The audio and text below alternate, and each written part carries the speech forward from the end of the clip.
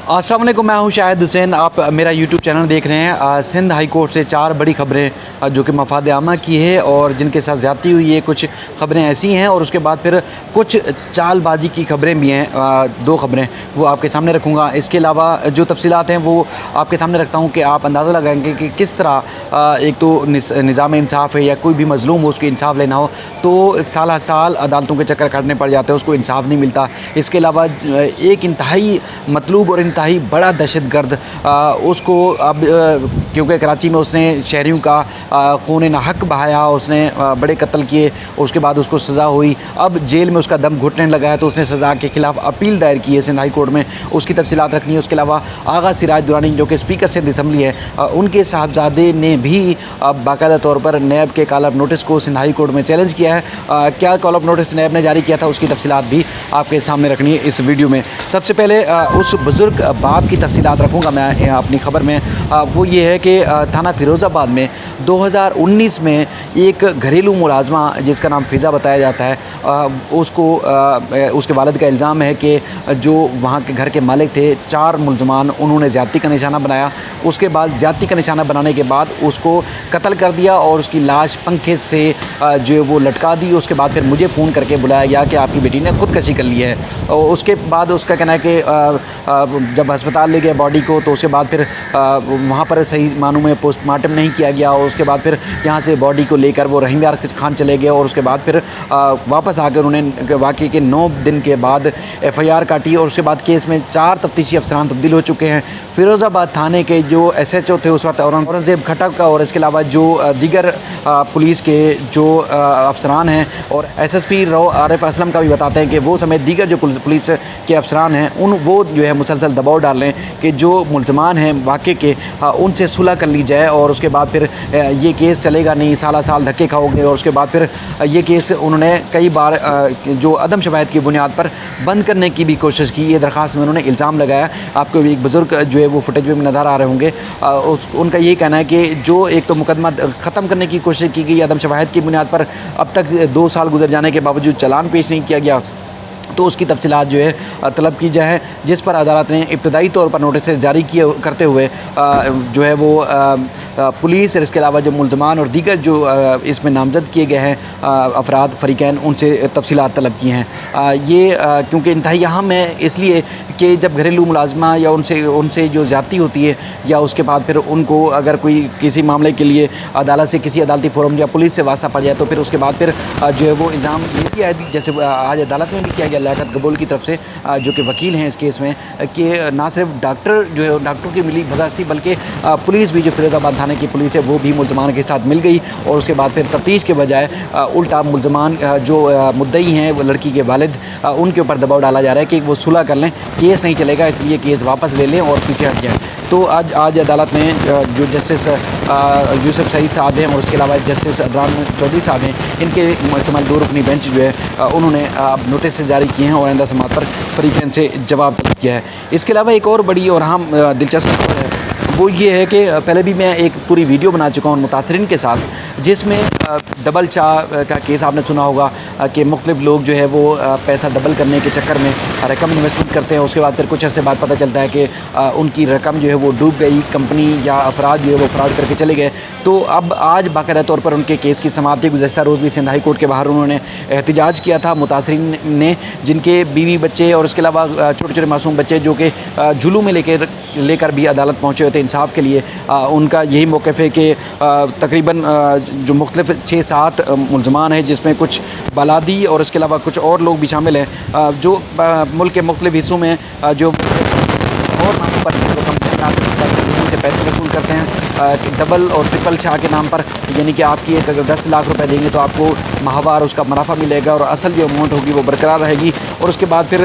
उन्होंने जो लूट मार की या उन्होंने जो फ्रॉड किया वो होम फाइनेंसिंग, लीजिंग और इसके अलावा इन्वेस्टमेंट का लालच देकर जो है वो लोगों से बताया गया कि 3 अरब रुपए का फ्रॉड करने के बाद वो फ़रार हो गए। अब नैब और जो दीगर इदारे हैं उनसे तहकीकात कराई जाए, जिस पर अदालत ने सवालात भी उठाए कि इतनी बड़ी तादाद में जो फ़रीक बनाए गए हैं, अगर अगर ये केस शुरू भी होता है तो फिर इस तरह लग चलेगा कि पूरी उम्र गुजर जाएगी, ये केस मंतकी अंजाम तक नहीं पहुँच सकेगा। तो अदालत ने पहले तो ये भी सवाल उठाया कि क्या इनके खिलाफ़ जो मुलजमान हैं जिनके ऊपर इल्ज़ाम है कि वो पैसा लेकर फ़रार हो गए मुख्तलिफ़ शहरों में, कल कुछ मेरे भी और भी इसमें जानने वाले मिले थे जिन्होंने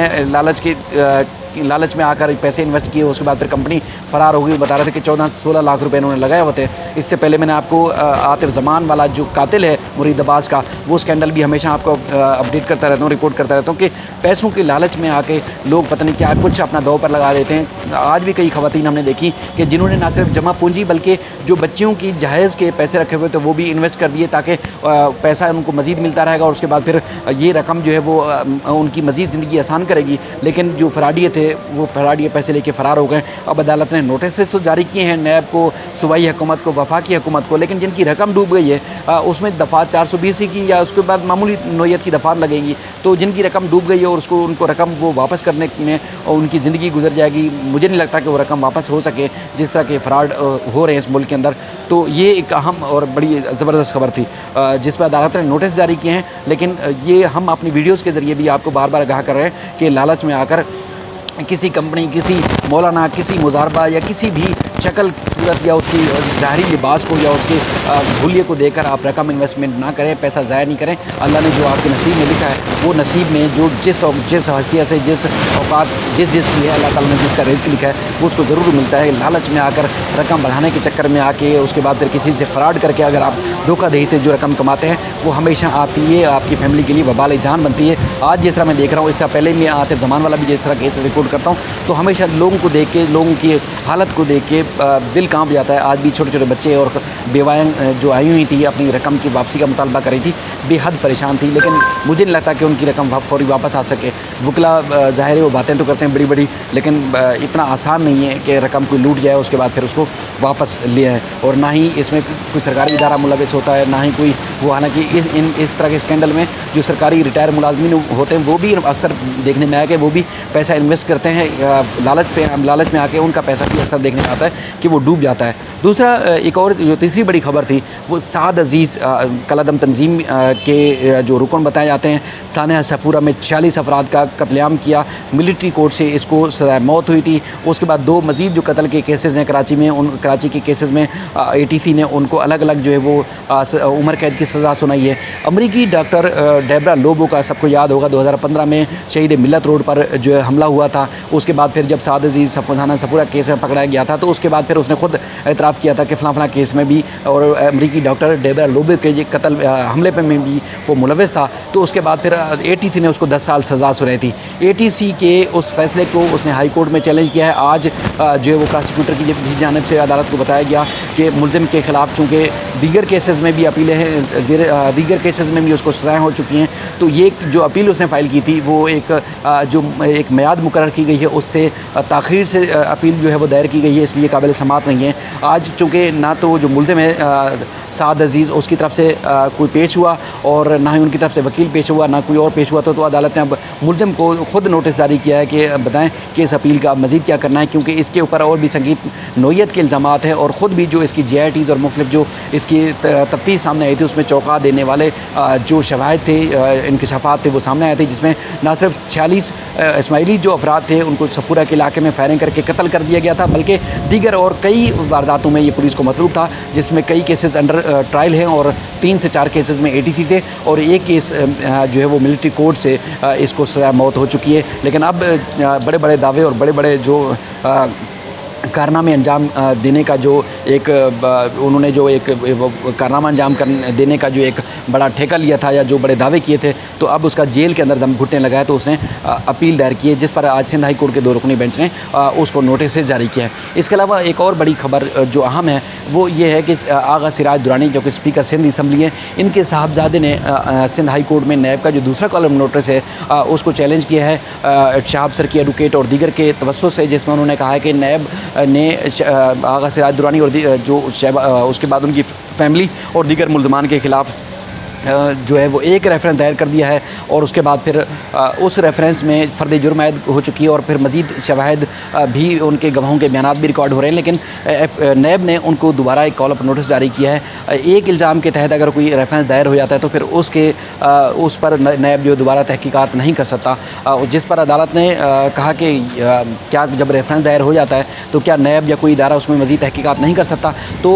उसके बाद फिर शहाब सर्की साहब ने अदालत को बताया कि तहकीकात कर सकता है लेकिन नैब हिरासा ना करे अगर हम पेश ना हों। तो अदालत ने ये तो बड़ा हैरान कुन जो है वो सवाल है। जैसे अदनान चौधरी साहब ने कहा कि पहले भी ये चीज़ देखने में आई है, बल्कि इल्ज़ाम है मुल्ज़मान के ऊपर कि नैब ने जब उनको कॉल अप नोटिस जारी किए थे तो उन्हें सिंध हाई कोर्ट से आकर अबूरी ज़मानतें हासिल कर ली थी और उसके बाद फिर तफ्तीश में तामुन नहीं किया था। रेफरेंस दायर हो चुका है लेकिन अब जो है वो तहकीकात में तामुन करना पड़ेगा। तो उन्होंने बार बार इस बात पर जोर दिया कि अगर हम तहकीकात में तामुन ना करें तो नैब को हिरासा करने से रोका जाए। बहरहाल अदालत में चूँकि इनके जो शरीक मुल्ज़मान हैं दीगर, उनकी जानिब से भी नए जो कॉल अप नोटिस जारी किए गए हैं नैब के,